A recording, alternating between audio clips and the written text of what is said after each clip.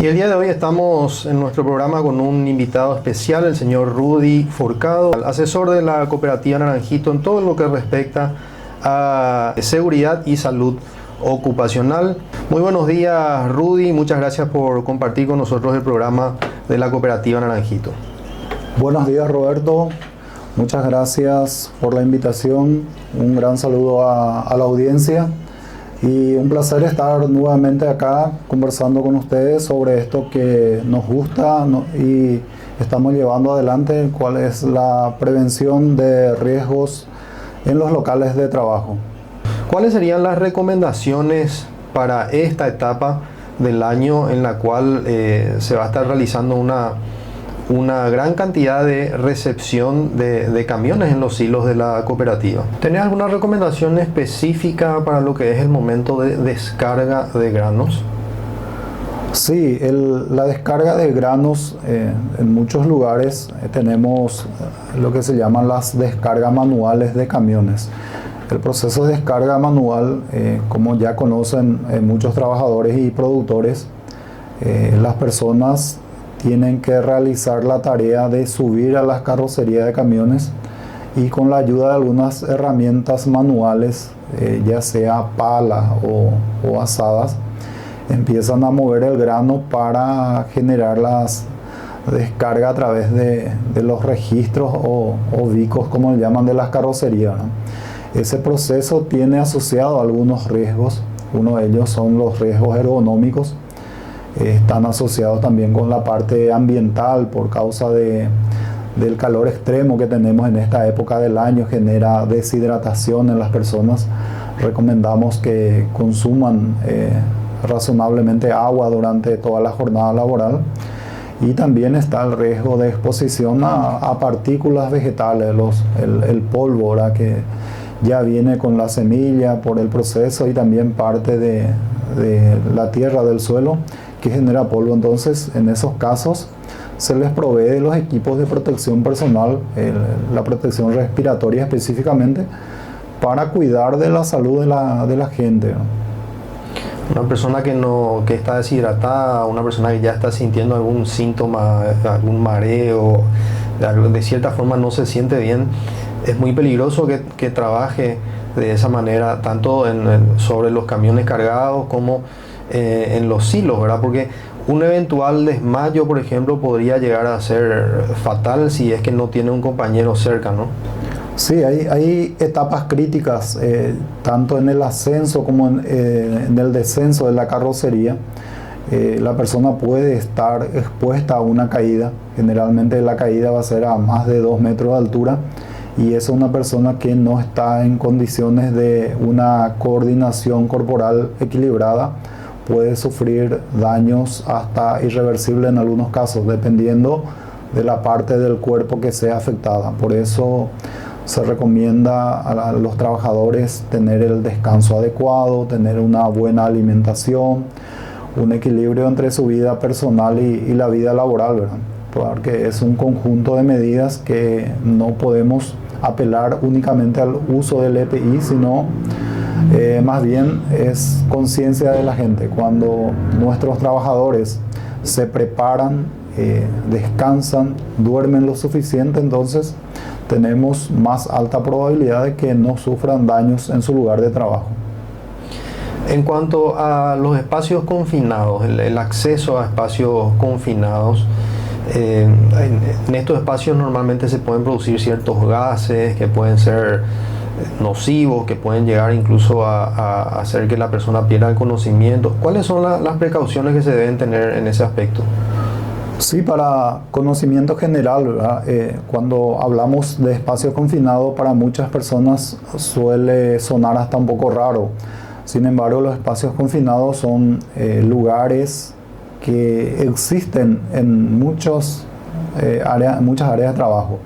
Hablamos de espacios confinados específicamente en silos, todo lo que es un ingreso a una secadora de granos, un ingreso a las tolvas de descarga, a los pozos elevadores, también en los lugares donde se almacenan combustibles, podrían ser tanques vacíos que anteriormente contenían combustible, Esos lugares tienen un alto riesgo, primero porque son lugares donde no existe una circulación adecuada de aire y eso genera que tenga limitación de oxígeno.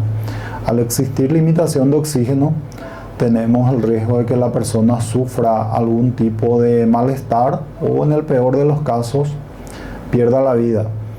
Infelizmente en Paraguay cada año ocurren accidentes en silos, accidentes asociados con los espacios confinados, personas que son sepultadas por granos, ya sea en las tolvas o mismo en los depósitos graneleros y silos graneleros.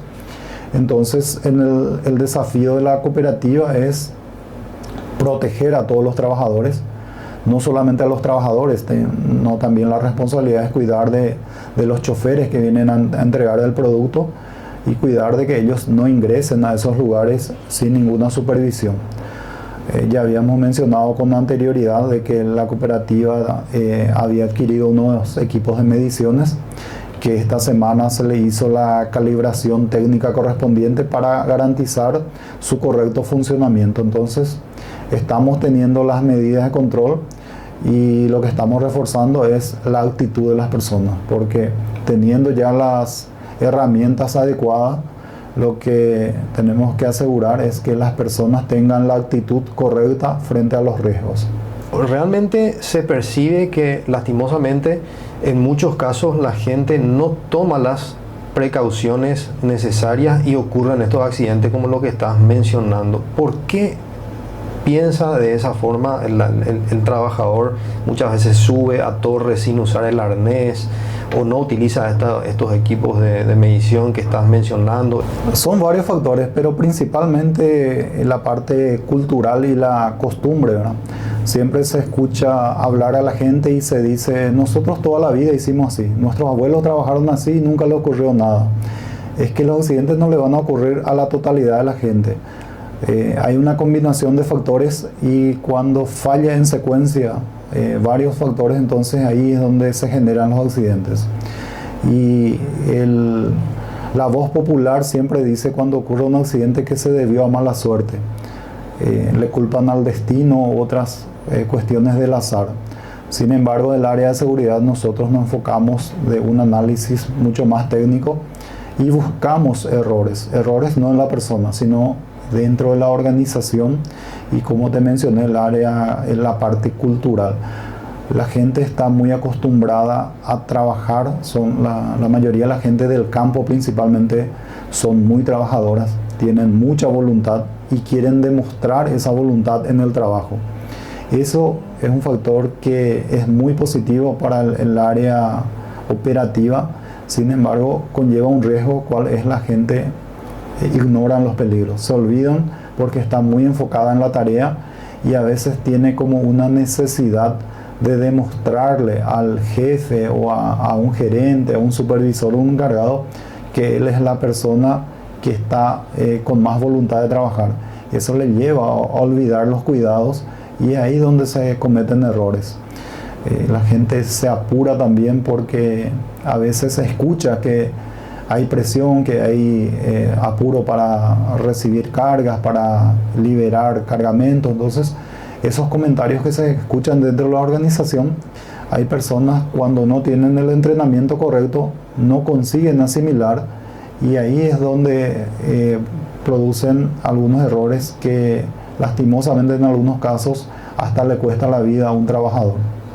A nivel de trabajos domésticos, inclusive muchas veces por lo que estás mencionando, el tema del apuro, de querer terminar una cosa, muchas veces yo mismo me doy cuenta de que dejo de tomar ciertas precauciones que son fundamentales. Por ejemplo, en la cuestión de manejo de la parte eléctrica. Y vamos a ese punto. Riesgo en la parte de trabajos con electricidad o de operación de equipos eléctricos en los hilos, en las industrias. ¿Qué podés recomendar sobre eso, Rudy? Sí, primero que nada, en la parte eléctrica no hay cómo diferenciar. Siempre que exista instalación eléctrica ya es un peligro, ya sea en la casa, en el campo, en el lugar de trabajo y también en los hilos. El origen de todo esto es la instalación inicial. Si la instalación fue hecha por un profesional que tiene el conocimiento técnico, tiene las herramientas adecuadas para medir la carga de consumo, eso va a ser muy importante. Muchos accidentes domésticos y principalmente cada verano ocurre incendio de viviendas, se debe a la sobrecarga en la tensión eléctrica.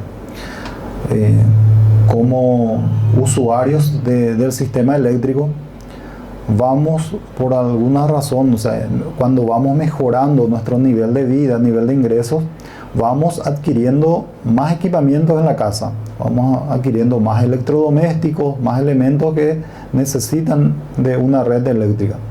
Sin embargo, no hacemos la adecuación de nuestra instalación. La instalación inicial, por darte un ejemplo, que hice 10 años atrás, probablemente hoy ya no está dimensionada para el tipo de consumo que estoy teniendo.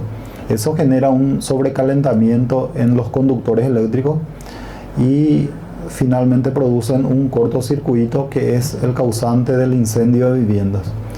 Raramente una vivienda se va a incendiar por cuestiones que no estén asociadas con la energía eléctrica. Entonces podemos afirmar con seguridad de que el 99% de los incendios de viviendas se deben a las malas condiciones eléctricas. Ya en el caso de Silo, trabajamos con la gente para que ellos respeten el contacto con la energía eléctrica, porque se trabaja ya a un voltaje diferente. Generalmente se trabajan con líneas trifásicas con 380 voltios. Entonces el riesgo aumenta más en esos casos y las condiciones generales en las maquinarias. Ahí ya requiere un entrenamiento específico y en algunos casos equipamientos de protección específica para enfrentar ese riesgo eléctrico. Pasando a otro riesgo, el trabajo en alturas.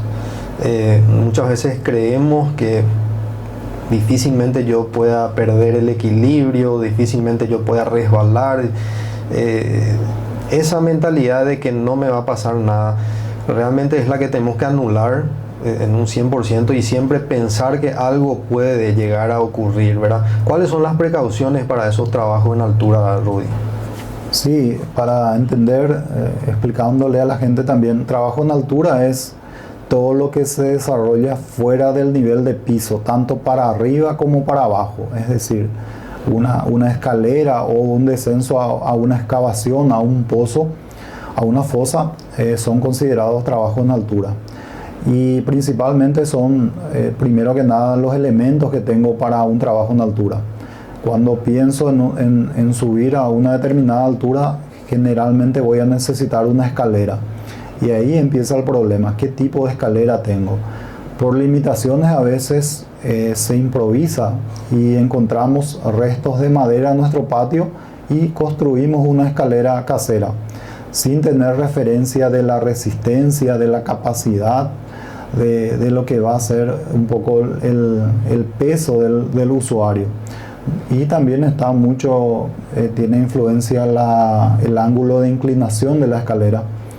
La gente no conoce el ángulo de inclinación correcta y eso hace que la escalera se desplace en la base o se vuelque para atrás, como se dice, y entonces de una altura mínima de 2 metros ya es suficiente si la persona cae sobre algún objeto o algún elemento, por ejemplo, para que sufra una fractura de vértebras que probablemente le va a causar una inmovilidad permanente, es decir, esta persona podría quedar de por vida en una cama o movilizándose ya con ayudas de sillas de ruedas u otros elementos, pero ya no va a ser una persona con movilidad normal. Y en el caso de los trabajadores, eso limitaría bastante su actividad. Entonces, por eso es mejor prevenir, tener los equipos correctos y sobre todo cuando hacemos trabajo en altura, utilizar los equipos de protección contra caídas, que serían el arnés o, como la gente lo llama también, cinturón de seguridad. Tener asegurado eso a un punto de anclaje para garantizar de que si se rompe la escalera, se cae el andamio o se desprende una estructura, la persona va a quedar colgada pero no va a caer al suelo sin sufrir consecuencias. La mayoría de las industrias tienen en algún sector donde se trabaja con temperaturas muy elevadas, con mucho calor. En este caso, ¿cuáles son las precauciones que se deben tener? En las industrias tenemos las calderas particularmente y los hornos, los secaderos de granos, donde hay una temperatura superior a la temperatura ambiente. Entonces se consideran algunos elementos de protección adicionales. Protección facial para proteger el rostro de la gente. Se utilizan guantes para temperatura elevada. También utilizan los delantales. Son equipos de cuero con alguna inyección de otros elementos que favorece la protección de las personas. Excelente. Bueno, y por último, siempre hablando de los trabajadores de silos, de industrias, los equipos de protección personal, es algo que muchas veces las empresas proveen ante las recomendaciones de profesionales como usted, pero después está la actitud, como bien mencionaba, que cada uno realmente utilice esos equipos como corresponde. ¿Cuáles serían los equipos básicos, Rudy? Primero que nada, los equipos de protección personal no evitan que ocurran los accidentes. Es un mal concepto que tiene la gente. El hecho de que yo esté utilizando un equipo de protección no va a evitar el accidente. Lo que va a evitar son los daños a causa de ese accidente. Entonces, por ese lado, para tener un concepto un poco más claro. Luego, los equipos de protección tienen que estar proveídos de acuerdo a la naturaleza del riesgo. Si yo tengo una diversidad de trabajadores, no puedo obligarles a todos a que utilicen todos los equipos de seguridad. Cada tarea tiene un equipo específico y cada función se les entrega unos equipos específicos. Ya hablando del área industrial y del área operativa de silos, los equipos básicos que ellos tienen son los cascos de seguridad, por causa de que tienen probabilidad de caídas de objetos de arriba, pueden tener impacto de la cabeza contra alguna estructura metálica o sólida que puedan dañar el cráneo. Entonces, por esas razones se les provee del casco de seguridad para el trabajo dentro de los silos. Ya cuando trabajen en áreas abiertas, van a utilizar otros tipos de protecciones de acuerdo a la naturaleza del riesgo que están asociados. Y ahí vamos buscando cuáles son los riesgos que tiene cada tarea. Si hay un riesgo de un lugar con nivel elevado de ruido, si hay partículas de polvo, si tenemos riesgos eléctricos, si tenemos rayos solares intensos. Cada tipo de riesgo entonces va a ir asociado con un equipo que le va a proteger frente a ese riesgo. Pero no queremos que la gente utilice todos los equipos que generalmente le causa una molestia sin darle la protección adecuada. No se puede generalizar, entonces no cada actividad tiene su protección correspondiente. Y hablando de eso, yo no sé si está dentro de tus especialidades, pero alguna recomendación también para los productores que en esta fecha están trabajando con máquinas, con cosechadoras, etcétera. ¿Cuáles son las precauciones que deberían tener en ese manejo de máquinas? Sí, con las maquinarias agrícolas tenemos muchos riesgos asociados. Primero que nada, cuando se va a hacer una limpieza, un mantenimiento de una máquina agrícola, es importante garantizar que esa parte de maquinaria no va a entrar en movimiento involuntario. Entonces, la recomendación es parar el equipo, retirar la llave si tiene, y ahí trabajar de manera segura, ya sea para un cambio de correa, un cambio de cadena, o hacer una limpieza de un esparcidor, de un ventilador. Entonces eso tiene que ser con motor parado y desconectado para evitar que tenga un arranque inesperado. Ya también en el riesgo de circulación, a veces existe la necesidad de transportar una máquina agrícola en camino público, tratar de tener la señalización adecuada para evitar causar accidentes a terceras personas, ¿verdad? Tener una iluminación, agregarle unas franjas reflectivas de tal modo que sea visible para otros conductores de vehículos y evitar así un accidente en la vía pública. Bueno, Rudy, si hablamos de seguridad tenemos para varios programas de radio. un tema realmente sumamente interesante, importante y bueno, abarca demasiados aspectos, ¿verdad? Dependiendo también de cada rubro, de cada actividad. Sin embargo, se nos fue el tiempo del programa. Te agradecemos de manera muy especial esta visita y estos consejos que das para toda la audiencia del programa de la cooperativa Naranjito. Muchas gracias, Roberto, por la invitación. Muchas gracias también a la audiencia que estuvo muy atenta con nuestra conversación, y estamos a las órdenes. En cualquier momento podemos pasar otra vez por el programa y tratar de conversar sobre esto que a mí particularmente me apasiona, y estoy seguro que le ayuda bastante a muchas personas, y esa satisfacción de poder aportar, como se dice, nuestro granito de arena para que cada persona tenga la seguridad y cada día estemos evitando algún tipo de accidentes en el trabajo, en el tránsito o en la propia casa.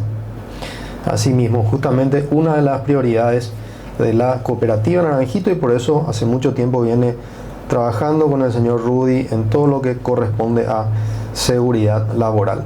Creemos en la educación como herramienta de progreso e invertimos en ella. Cooperativa Naranjito, la semilla del desarrollo.